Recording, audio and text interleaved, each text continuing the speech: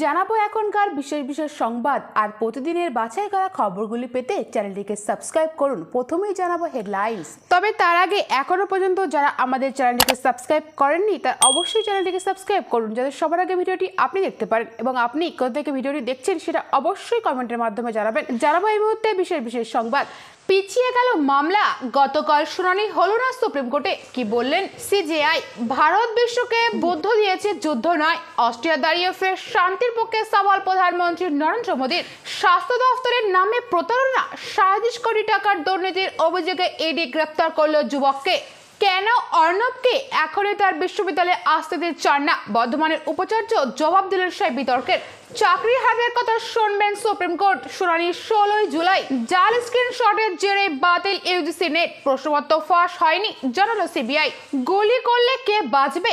সৌগাতের পর এবার হুমকি ফোন পেল মদন মিত্র। মুম্বাইয়ে মমতার সঙ্গে উদ্ভব শারদের বৈঠক। কেজরিওয়ালের মামলার রায় ঘোষণা সুপ্রিম কোর্টে। আজ বাজার দর প্রশাসনিক অভিযান। যশোরে গেঞ্জি কারখানায় ভয়াবহ আগুন, ঘটনাস্থলে দমকলে 20টি ইঞ্জিন। আরিয়াদহ কাণ্ডে মেডিকেলে জয়েন্টস নিয়ে পুলিশের হাত ধরলেন, মুখ খুললেন মমতা বন্দ্যোপাধ্যায়। ফোন পেলেন মদনও। আমেরিকার নতুন শত্রুর ডাকা বৈঠকে গেলেন না, পুরনো শত্রুর দেশে সফর করলেন প্রধানমন্ত্রী নরেন্দ্র মোদী। উপনির্বাচনে তৃণমূলের উপর নেতিবাচক প্রভাব ফেলতে প্রকাশ্যে আনা হয়েছে পুরনো ভিডিও, তোপ দাগলেন মমতা বন্দ্যোপাধ্যায়। কাউন্সিলিং এ দেরি হলেও সমস্যা হবে না, সরকার দেখবে, নিট পরীক্ষাতে আশ্বাস দিলেন শিক্ষামন্ত্রী ধর্মেন্দ্র প্রধান। সোহম কাণ্ডে এবার আইসিকে শোকজ করল কমিশনারেট। নিগ্রহ থেকে বন্দি রাখা অবৈধ রিমান্ড ভাঙতে গিয়ে জুটল সবই। পুনর্বাসন ছাড়া উচ্ছেদ করা যাবে না, হকারদের দিতে হবে লাইসেন্স দাবি নিয়ে পথে বাম শ্রমিক সংগঠন। ঢোলাহাটের যুবকের ময়নাতদন্তের রিপোর্ট চাইল হাইকোর্ট। দেহ সংরক্ষণ করার নির্দেশ বিচারপতির। লোকসভা নির্বাচনের পরে প্রথম শাহী সাক্ষাতে শুভেন্দু। কেন্দ্রীয় স্বরাষ্ট্রমন্ত্রীর কাছে অনেক নালিশ রাজ্যকে নিয়ে। নিটের প্রশ্ন ফাঁস কাণ্ডে পাটনা থেকে আরো এক চক্রী রাকেশ রঞ্জনকে গ্রেপ্তার করল সিবিআই। ধৃতের সংখ্যা বেড়ে 10 জন। হলফনামার প্রতিলিপি পাননি সব পক্ষ। সুপ্রিম কোর্টে স্থগিত নিট ইউজি প্রশ্ন ফাঁস মামলার শুনানি। মুকেশের নিয়ন্ত্রণ কি পুরোপুরি এড়াবেন রাহুল গান্ধী? আজ রাজ্যে আবহাওয়া পরিস্থিতি কেমন, কি বলছেন আবহাওয়া দপ্তর? দিনভর কি কি বিশেষ বিশেষ খবর রয়েছে জানাবো বিস্তারিত।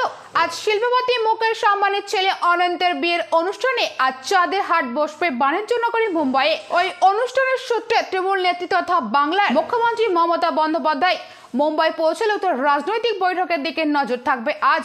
মমতা আজ বিকেল 4টায় দেখা করবে উদ্ধব ঠাকরের সঙ্গে। বিকেল 5টায় শরদ পাওয়ারের সঙ্গে বৈঠক রয়েছে তার। শরদের বাড়ি সিলভার ওকে হবে সেই বৈঠক। লোকসভা ভোটের পর ইন্ডিয়ার অন্যতম দুই নেতা উদ্ধব এবং শরদের সঙ্গে বৈঠক করতে চলেছেন মমতা। রাজনৈতিক ব্যক্তিত্বের মুখোমুখি হলে যে রাজনৈতিক আলোচনা করবেন সেটাই স্বাভাবিক। ফলে মমতার সঙ্গে উদ্ধব এবং শরদের বৈঠকের খবরে আজ নজর থাকবে। সামগ্রিকভাবে বিজেপি বিরোধী পরিসরে এই বৈঠক রাজনৈতিকভাবে তাৎপর্যপূর্ণ বলেই মনে করছেন অনেকেই। লোকসভা ভোটের অব্যাহত পরে দিল্লি আম আদমি পার্টির নেতা রাঘব চাড্ডা সঞ্জয় সিংদের সঙ্গে বৈঠক করেছিলেন তৃণমূলের সর্বভারতীয় সাধারণ সম্পাদক অভিষেক বন্দ্যোপাধ্যায়। সমাজবাদী পার্টির নেতা অখিলেশ যাদবের সঙ্গেও দেখা করেছিলেন অভিষেক। তারপর মুম্বাই গিয়ে অভিষেক বৈঠক করেছিলেন উদ্ধবের সঙ্গে। সেই বৈঠকে ছিলেন উদ্ধবের পুত্র আদিত্য। সেই সময় কংগ্রেসকে বাদ রেখে অভিষেকের ওই বৈঠকগুলিকে অনেকেই ইন্ডিয়ার সমান্তরাল গোষ্ঠী তৈরির প্রয়াস হিসেবে দেখাতে চেয়েছিলেন, যদিও সেই তত্ত্ব ধোপে রেখেনি। আজ মমতা বৈঠক করবেন উদ্ধব এবং শরদের সঙ্গে। মমতা গতকাল বৃহস্পতিবার কলকাতা ছাড়ার আগে জানিয়েছিলেন অখিলেশের সঙ্গেও তার দেখা হতে পারে, তবে পূর্ব নির্ধারিত বৈঠকের কোনো সূচি নেই। অখিলেশের সঙ্গে তৃণমূল নেত্রীর কোনো বৈঠক হচ্ছে কিনা সেদিকেও নজর থাকবে আজ। মুখ্যমন্ত্রীর নির্দেশের পর গতকাল বৃহস্পতিবার কলকাতা সহ রাজ্যের বিভিন্ন জেলায় হানা দেয় টাস্ক ফোর্স। কোথাও কোথাও বুধবারের হানার পর কাঁচা আনাজের দাম কমেছে বলে দাবি করেছেন বিক্রেতা এবং ক্রেতার একাংশ। কিছু জেলায় টমেটোর মতো সবজির দাম প্রায় অর্ধেক কমে এসেছে। এক জেলায় আবার সাধারণ মানুষের কাছে সুলভ মূল্যে সবজি তুলে দিতে এগিয়ে এসেছে জেলা পরিষদ। কম দামে সবজি বিক্রি করছে তারা। কলকাতার দুটি বাজারে আবার অভিযোগ উঠেছে টাস্ক ফোর্সের সদস্যরা চলে যাওয়ার পর বেড়ে যাচ্ছে আনাজের দাম। আজ বাজার দর কেমন থাকবে সেদিকে নজর থাকবে। দিল্লির আবগারি মামলায় ধৃত আম আদমি পার্টির অরবিন্দ কেজরিওয়ালের আবেদন মামলার শুনানি কোর্ট আজ রায় ঘোষণা করবে। উল্লেখ্য, গত 1 মার্চ ইডির হাতে গ্রেপ্তার হয়েছিলেন কেজরিওয়াল। তার গ্রেপ্তারির বেআইনি বলে দাবি করে প্রথমে দিল্লির হাইকোর্টে দ্বারস্থ হয়েছিলেন কেজরি, কিন্তু দিল্লির হাইকোর্টের বিচারপতি স্কর্ণকান্ত শর্মা মে মাসের গোড়ায় সেই আবেদন খারিজ করে দেওয়ার শীর্ষ আদালতে শরণাপন্ন হয়েছিলেন আপ প্রধান। 17 মে সেই মামলার শুনানি শেষে রায়দান স্থগিত রেখেছিল বিচারপতি সঞ্জীব খান্না এবং বিচারপতি দীপঙ্কর দত্তের ডিভিশন বেঞ্চ। আজ এই মামলার রায় ঘোষণার দিকে নজর থাকবে। রাজ্যের 4টি বিধানসভা কেন্দ্রের উপনির্বাচন ছিল বুধবার। তার 72 ঘন্টা আগে থেকে পুরনো ভিডিও প্রকাশ্য এনে তৃণমূলের ভোটারদের উপর নেতিবাচক প্রভাব তৈরি করার চেষ্টা হয়েছিল বলে মন্তব্য করলেন পশ্চিমবঙ্গের মুখ্যমন্ত্রী তথা তৃণমূল নেত্রী মমতা বন্দ্যোপাধ্যায়। গতকাল বৃহস্পতিবার দুপুরে মুম্বাই রওনা হওয়ার আগেই বিমানবন্দরে এড়িয়ে ক্ষোভ প্রকাশ করেন মমতা। এ প্রসঙ্গে মুখ্যমন্ত্রী কাঠগড়ায় তুলছেন বিজেপি এবং সংবাদ মাধ্যমের একাংশকে। মুখ্যমন্ত্রীর অভিযোগ, উদ্দেশ্যপ্রণীতভাবে পুরনো ঘটনা নতুন করে ছড়িয়ে দেওয়া হয়েছে, কিন্তু পুলিশ কি ব্যবস্থা নিয়েছে তা বলা হচ্ছে না। উল্লেখ্য, আরিয়াদহের মা ছেলেকে পেটানোর ঘটনায় জয়ন্ত ইতিমধ্যে জেলেবন্দী।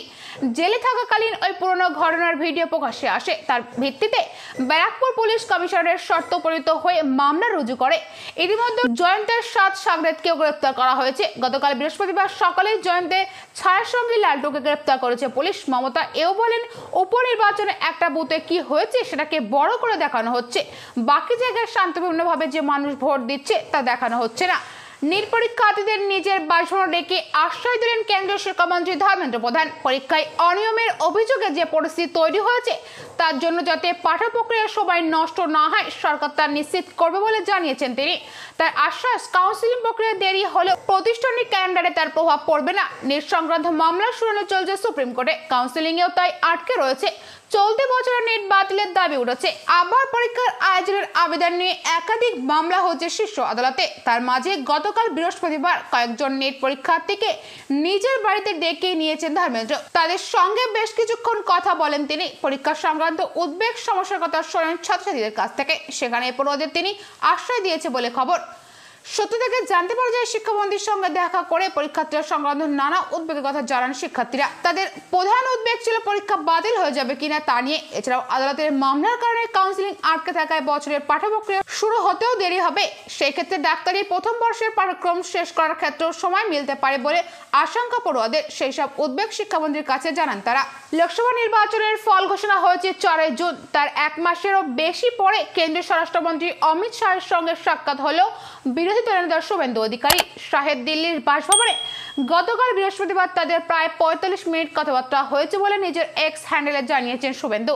কি নিয়ে কথা হয়েছে তাও জানিয়েছেন। চোপড়া থেকে কামারহাটি কাণ্ড নিয়ে শাহকে রিপোর্ট জমা দিয়েছেন তিনি। রাজ্যের বিভিন্ন জায়গায় যেসব গণপিটুনির ঘটনা সামনে এসেছে তার ভিডিও ফুটেজও শাহকে দিয়েছেন শুভেন্দু। তবে এছাড়া কি কি আলোচনা হয়ে থাকতে পারে তা নিয়ে জল্পনা রয়েছে বিজেপির মধ্যেও।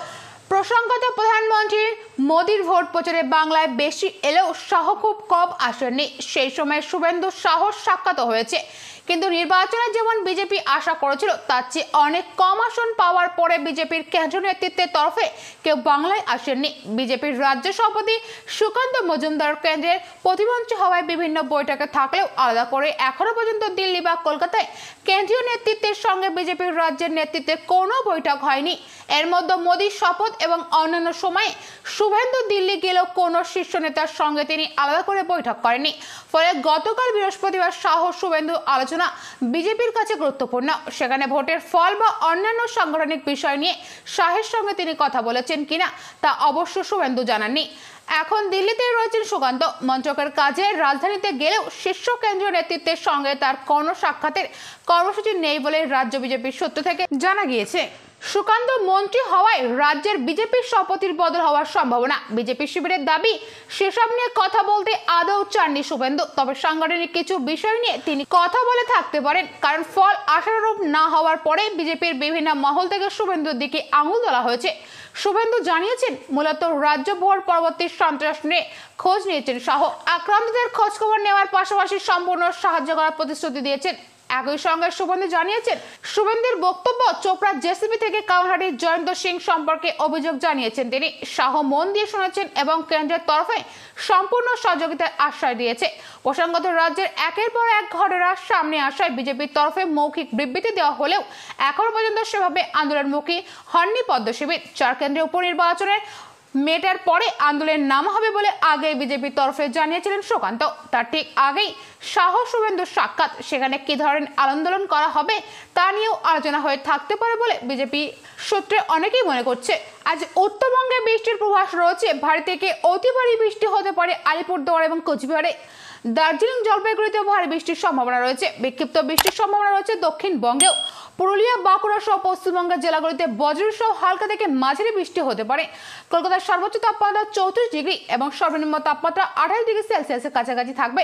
মেঘলা আকাশ থাকবে, বিক্ষিপ্ত বৃষ্টি হতে পারে আজ। এই ছিল বিস্তারিত সংবাদ। পরবর্তী বিশেষ বিশেষ খবর পেতে চ্যানেলটিকে সাবস্ক্রাইব করুন এবং পাশে থাকা ঘন্টাটি বাজিয়ে দিন, যাতে সবার আগে ভিডিওটি আপনি দেখতে পারেন এবং আপনার গুরুত্বপূর্ণ মতামত নিচে কমেন্টের মধ্যে জানাতে পারেন। Thank you friends, thank you for watching.